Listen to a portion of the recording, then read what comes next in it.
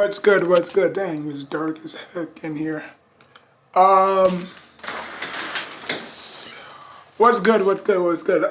So apparently, I was watching First Take a while back, and this is old.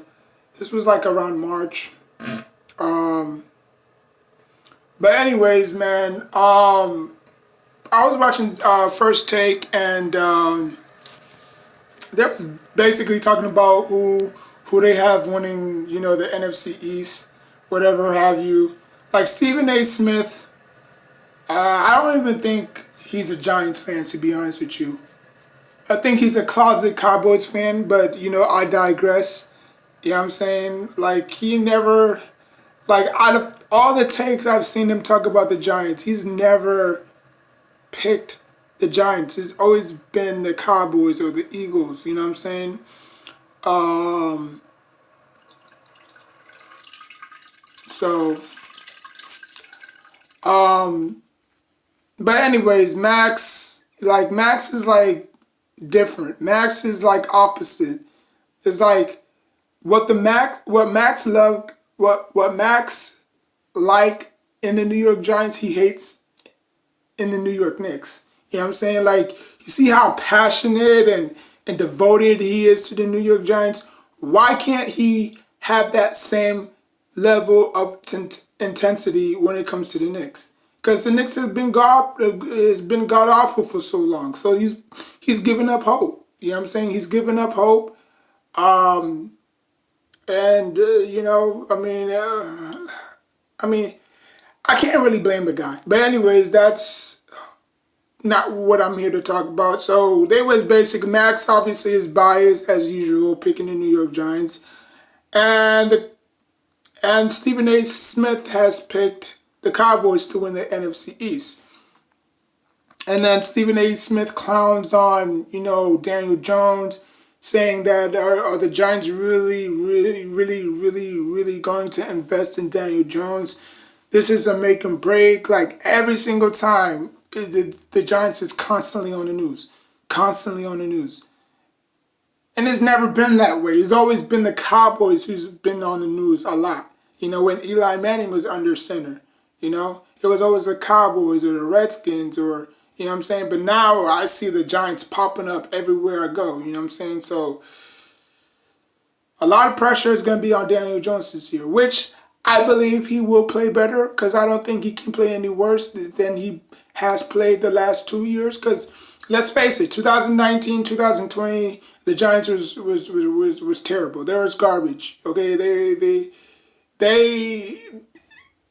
they look like one of those Pop Warner teams. You know what I'm saying? Like they were just that trash. You know, um, I don't think they did enough in free agency. I don't think they did enough in the draft. That's just me. But I don't think they're gonna do bad as they did last year. Um, because if you look at their schedule, strength versus numbers don't lie. Okay, they're going to go up against two great defenses. And we all know how great Denver defense is. They still got Von Miller. People still sleeping on Von Miller thinking he's a joke. He's still a great pass rusher.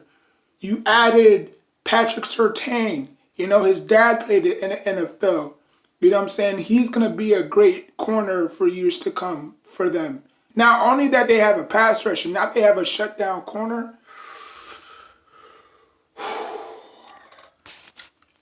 So if the Broncos offense struggles, best believe that their defense is going to pick up the slack. You know what I'm saying? Um, and then they turn around and face the Washington football team, which actually the Giants swept them last year, which I'm going to make a bold prediction that the Washington Redskins is going to sweep the New York Giants and tie against the Eagles and the Cowboys. Call spade a spade, right? The Giants will not get the Washington football team's number every single year. The days of the Giants just mollywopping the Washington Redskins is going to stop. The only reason why the Washington Redskins didn't get far It's because they don't have a quarterback. They don't have a quarterback. Now, if they had a quarterback, then, everything would be different. You know what I'm saying? But they don't have a quarterback. Just like how my Knicks don't have a point guard, it's the same scenario. Without a point guard, you can't do the things that you can do. You can't penetrate the defense. You can't, you know what I'm saying? Like you can't do the things that allow other people to get involved. You know what I'm saying? Now, in terms of quarterbacking, Patrick Ryan Fitzpatrick is gonna do what Ryan Fitzpatrick does. You know what I'm saying? Like he's not going to he's not going to wow you in the playoffs. He's not going to get you a playoff win, but he will do enough to get you there. He would win you enough games to get you there. You know what I'm saying? I don't know what they're gonna do with Heineken. I think Heineken is probably gonna be like the backup. You know what I'm saying? But yeah, Saquon Barkley coming back. You got Kenny Golladay. Now that Daniel Jones have the offseason to work with. You know what I'm saying? Because he didn't have those his first 2 years. You know what I'm saying? He didn't have that in 2019. He didn't have that in 2020.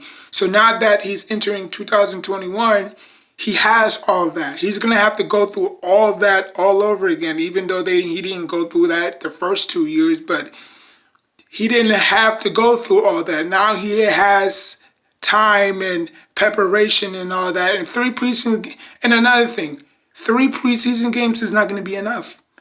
It's not going to be enough. I don't know why they didn't just do the whole 4 preseason games.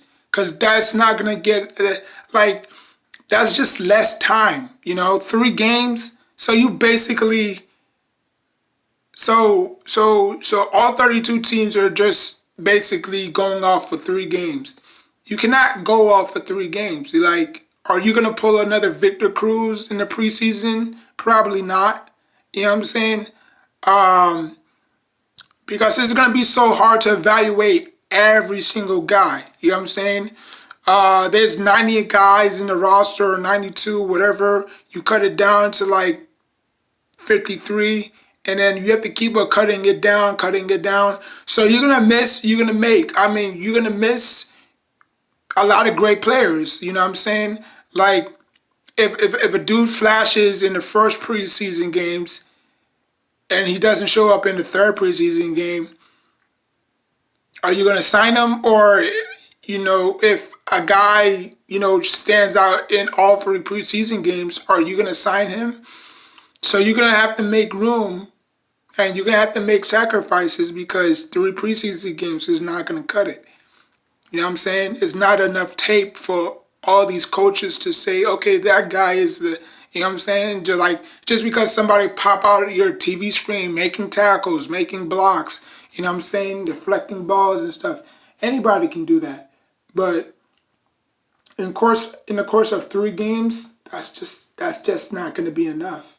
In my opinion, that's not gonna be enough. So these guys are gonna have to go 0 to 100 every single game for the players, for the coaches to say, okay, yeah, that guy is for real. Unless you're a rookie, then you pretty much safe.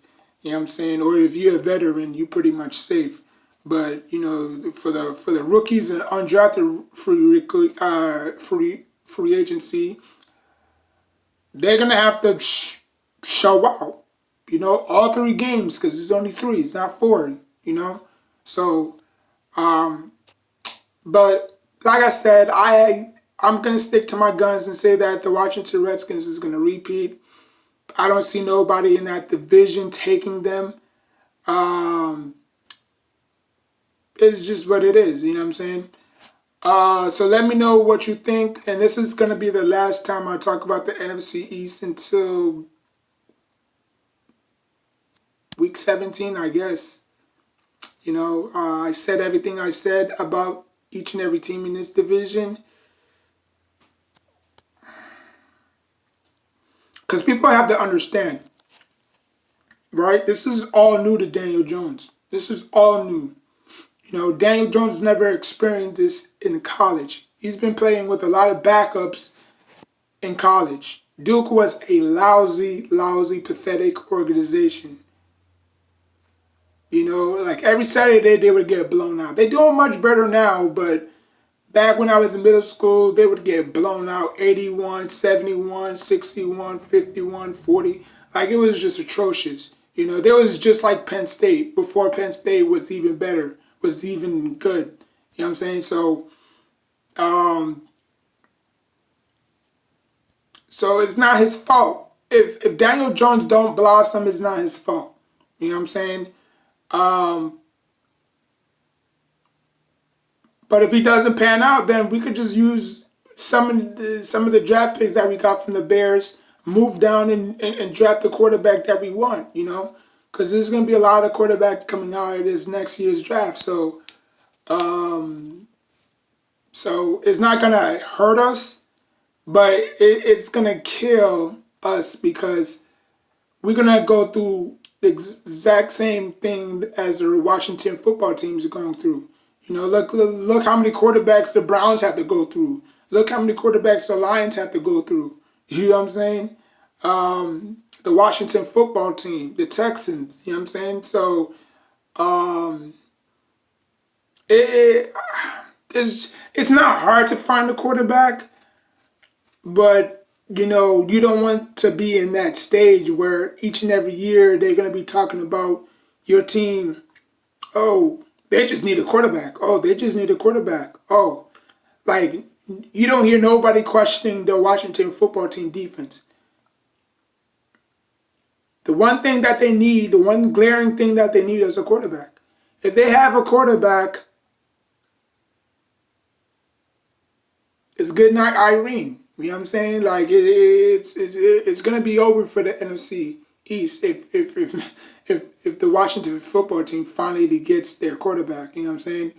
Um, but like I said, not Patrick, Ryan Fitzpatrick, he's gonna win you a lot of games in the regular season, but he falters in the playoffs, and that's gonna be their downfall unless they switch to Heineken, which I don't think they're going to. But you know, in case you know he stinks up the joint or he throws a terrible pick, then they're gonna have no choice but to pull the trigger. But yeah, just that. Like, comment, subscribe. Leave a comment down below on who's your favorite team in the NFC East or any division. It doesn't really matter. Until next time, peace.